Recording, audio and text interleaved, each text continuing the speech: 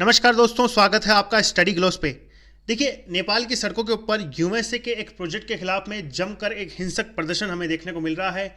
और ये अब प्रदर्शन जो है काफ़ी ज़्यादा बड़ा हो चुका है और इंटरनेशनल मीडिया इसे काफ़ी अच्छे से कवर कर रहा है। तो अमेरिका से करार करके क्या वास्तव में नेपाल जो है फंस गया है? समझेंगे इस वीडियो में किस प्रोजेक्ट की बात चल रही है।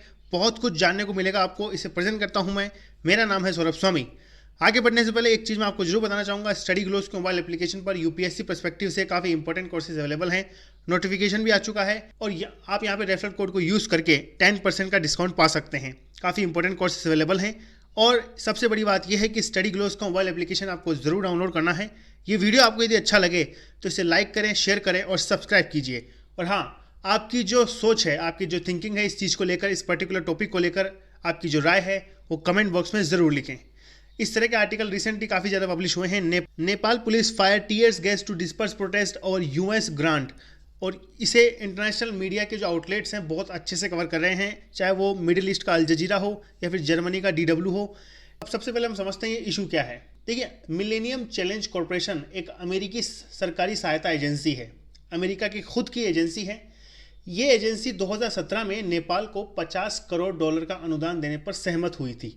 लगभग ये $500 मिलियन का एक अनुदान था जो नेपाल को देने के लिए ये जो एजेंसी है ये सहमत हुई थी।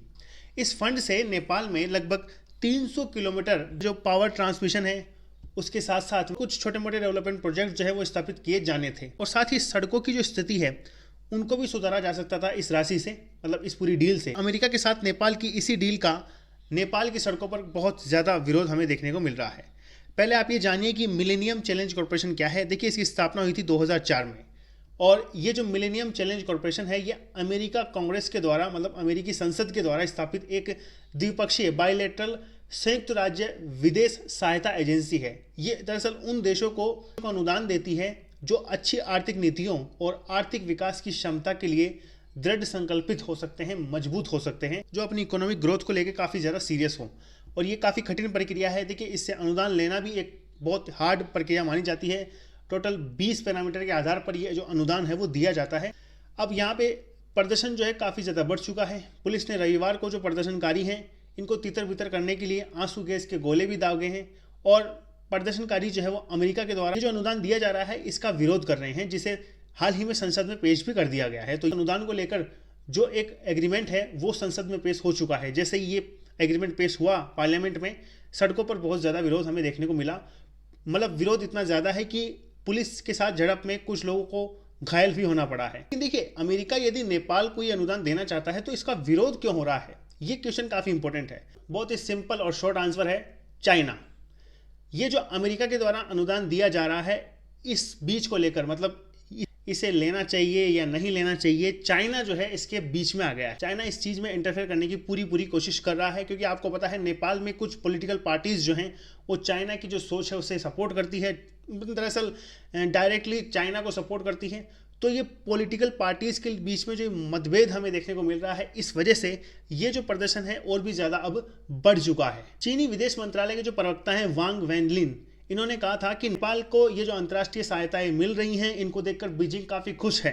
लेकिन इन्होंने इस चीज़ को मेंशन किया है, बट सहायता बिना किसी राजनीतिक संबंध के होनी चाहिए। इन्होंने इस चीज़ को काफ़ी स्ट्रांगली मेंशन किया है। तो चाइना का जो इंटरफेयर है इसकी वजह से ये रीज़न बताया जा रहा है कि ये जो सिचुएशन है नेपाल में क्रिएट हो चुकी है। अब चाइना ये बिल्कुल नहीं चाहेगा कि अमेरिका का इन्फ्लुएंस जो है वो नेपाल में बढ़े, क्योंकि सीधे तौर पर यहाँ पे अमेरिका का नाम ना लेते हुए उन्होंने इस चीज़ को मेंशन किया है कि ऐसा सहयोग और सहायता बिना किसी राजनीतिक संबंधों के नेपाली लोगों के पूर्व सम्मान और मतलब उनकी इच्छा के ऊपर आधारित होनी चाहिए। यहाँ पे जो विरोधी हैं, ये जो प्रदर्शन लोग कर रहे हैं, इनका ये कहना है कि ये जो समझौता है ये चीन के प्रभाव को कम करने के लिए किया जा रहा है। चीन का जो इन्फ्लुएंस है नेपाल में उसे कम करने के लिए, उसे दबाने के लिए किया जा रहा है। जबकि नेपाल किसी देश के खिलाफ नहीं जाना चाहता, वह सबसे अच्छे संबंध बनाए रखना चाहता है। उस तरह की जो बातें हैं वो कही जा रही है। अमेरिका जो है इस मदद को लेकर काफ़ी ज़्यादा सीरियस है। चीन का ये कहना है कि इन सब चीज़ों से अमेरिका अपना इन्फ्लुएंस जो है वो नेपाल में बढ़ाएगा। अमेरिका जो है इस मदद से, इस अनुदान से अपना जो सैन्य अड्डा है, जो मिलिट्री अड्डा है वो नेपाल में बसा सकता है, जिससे कल को चाइना के ऊपर इन्फ्लुएंस बढ़ाया जा सके। चाइना के ऊपर दबाव जो है वो बनाया जा सके, ये सब चीज़ें कही जा रही हैं। तो यहाँ पे विरोध करने वाले भी बहुत ज़्यादा हैं, इसको सपोर्ट करने वाले भी बहुत ज़्यादा हैं, क्योंकि नेपाल की पॉलिटिकल पार्टीज़ का जो ध्रुवीकरण है, जो पोलराइजेशन स्थिति है, वो काफ़ी अजीब सी है इस चीज़ को लेके। अब लास्ट वीक देखिए एक चीज़ ये हुई कि अमेरिका ने नेपाल को 28 फरवरी तक MCC के तहत जो अमेरिका से प्रस्तावित जो अनुदान है इसकी पुष्टि करने के लिए कहा था। डायरेक्टली स्ट्रांगली नेपाल को ये चेतावनी भी दी गई थी कि काठमांडू ने कार्यक्रम को स्वीकार यदि नहीं किया तो वाशिंगटन जो है वो हिमालयन जो राष्ट्र है उनके साथ में अपने संबंधों की समीक्षा करेगा, रिलेशंस को रिव्यू करेगा और विफल होने पर डायरेक्टली चीन के हित में ये जो अकाउंटेबिलिटी है उसे ठहराएगा। चीन के हित को जवाबदेह यहाँ पे ठहराया जाएगा, मतलब डायरेक्टली चीन को यहाँ पे इसका रीज़न जो है वो माना जाएगा। अमेरिका का इसमें ये कहना है। तो नेपाल के लिए काफ़ी एक बड़ा धर्म संकट आप मान सकते हैं। नेपाल में इस बात को लेकर राजनीतिक जो ध्रुवीकरण है वो देखा जा रहा है कि अमेरिका का ये जो अनुदान है उसे स्वीकारा जाए या नहीं स्वीकारा जाए। दरअसल अभी कल ही ये जो बात है ये पार्लियामेंट में पहुंची है, उसके बाद में प्रदर्शन काफ़ी ज़्यादा बढ़ चुका है। देखिए, जोरदार विरोध होने के बावजूद नेपाल के जो संचार और सूचना प्रौद्योगिकी मंत्री हैं, नेपाल के जो ministry of communication and information है जिनका नाम है ज्ञानेंद्र बहादुर कार्की, इन्होंने पार्लियामेंट में एक समझौता किया और ये कहा कि इस परियोजना से नेपाल की 30 मिलियन आबादी में से 24 मिलियन जो लोग हैं वो लाभान्वित होंगे। और ये बात तो खैर बिल्कुल सही है, लेकिन उन्होंने इस चीज़ को ये भी कहा है कि ये जो अनुदान है, दरअसल ये अनुदान एक महत्वपूर्ण हमारे लिए सोर्स बन सकता है नेपाल के डेवलपमेंट के लिए। तो सपोर्ट में ये सब बातें कही जा रही है नेपाल के पार्लियामेंट में। और अपने स्टेटमेंट में ये चीज़ भी मेंशन की है इन्होंने कि दोनों देशों के बीच में जो साझेदारी है नेपाल में रोजगार और बुनियादी ढांचे का निर्माण करने के लिए सहायक होगी। नेपाल में जो डेवलपमेंट है वो बढ़ सकेगा, जिससे नेपालियों का जो जीवन है उसमें सुधार होगा। जो इम्प्रूवमेंट है नेपालीज लाइफ में वो हमें देखने को मिलेगा।